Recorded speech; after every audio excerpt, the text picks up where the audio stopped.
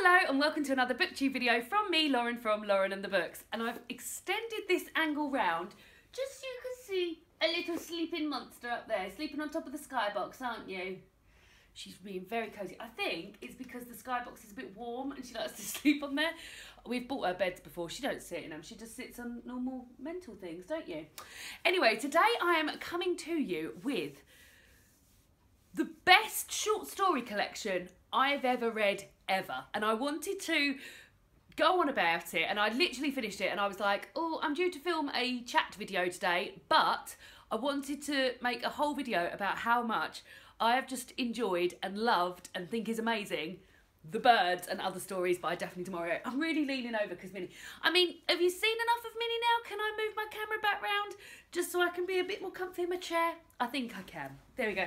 Sorry, Minnie. So I've just finished The Birds and Other Stories by Daphne du Maurier. So this is a collection of short stories by my dream author, Daphne du Maurier. It's got 6 short stories in here. The first one in the title story, The Birds, which is an extremely famous story about birds deciding to attack humans. And the short story is about 40 pages long. There's also been a film made about it, which I watched at the weekend when Simon from Savage Reads and Chris came to visit us. The film doesn't really have much to do with the short story aside from the fact that birds are attacking humans. But what I loved about this short story is that it was only a little short thing, but they still managed to create a sort of a sense of routine and a sense of like foreboding of what was going to come, and a sense of calmness when the birds weren't attacking. And in a really short period of time, so much, I felt so much. I read it on Cozy Reading Night and loved it. And I've actually, as I've just finished this story, I did say I was going to go back and read the short story again, and I think I'm going to treat myself to that this afternoon, because I just, it's the best short story I've ever read. I loved it, and I just think everyone should read it. I really, really loved it.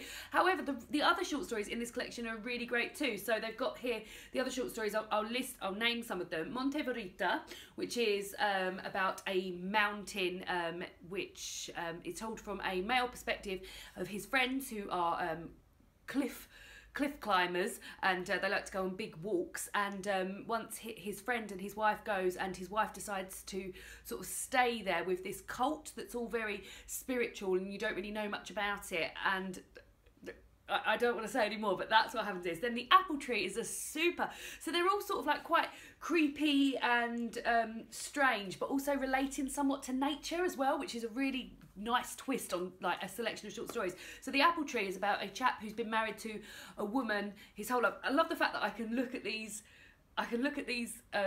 titles and I can remember exactly what happens in those short stories. That is a sign of like an amazing set of short stories for me, because sometimes they blend into each other, and these ones, I look at the titles and I know exactly what happened in all of them. That's why I'm so excited about them. So the apple tree is about a chap who has been married for many years to a woman who is quite negative and down on life. And one of the points in the story I remember is that they're reading the newspapers together, and they're looking at births that have been announced, and he says, oh, so-and-so's had a baby girl, and she says, oh, what a shame it's not a boy. And then he'll say, oh, so-and-so's had a baby boy, and she'll say, oh, it must be so hard to educate a boy to the proper standard these days. So she's always got a bad thing to say, and she dies, and he sort of mourns his wife's death, but comes around quite quickly to the fact that he's now free to live his own life. And then one day when he's shaving, he looks out into the garden, and the apple tree is shaped in the way that she used to stand, and then he sort of becomes quite obsessed with this apple tree, and it's just perfect. Then I don't want to give you what happens in every one of the stories, but the little photographer is another amazing short story involving a photographer and a sort of illicit love affair, and then quite a sticky end. And then the last two are much shorter ones, Kiss Me Again, Stranger, and The Old Man, that I've just read, that is told in quite a conversational style. So it's almost like the writer is having a chat with you, and he's saying, oh yeah, I remember the old man and the woman. They used to have kids, actually. Yeah, they had a boy and 3 girls, and I remember seeing them. And it's just told like that. They're all so different, but such enjoyable reads, and I really, really love them. I think they'd be perfect for like a cosy autumnal time. However, obviously, I mean, it's May and it's grey as hell outside, but I love them, and I couldn't just give this a 5-star review on Goodreads and maybe put a tweet out and say, oh, how wonderful this is. I really wanted to make it known how much I loved it. So yeah, best short story collection I've ever read. I mean, Daphne du Maurier, like, she can do no wrong in my eyes. She's done every book I've read of hers I've absolutely loved. But I really, really would urge you to read The Birds. I also love the film The Birds.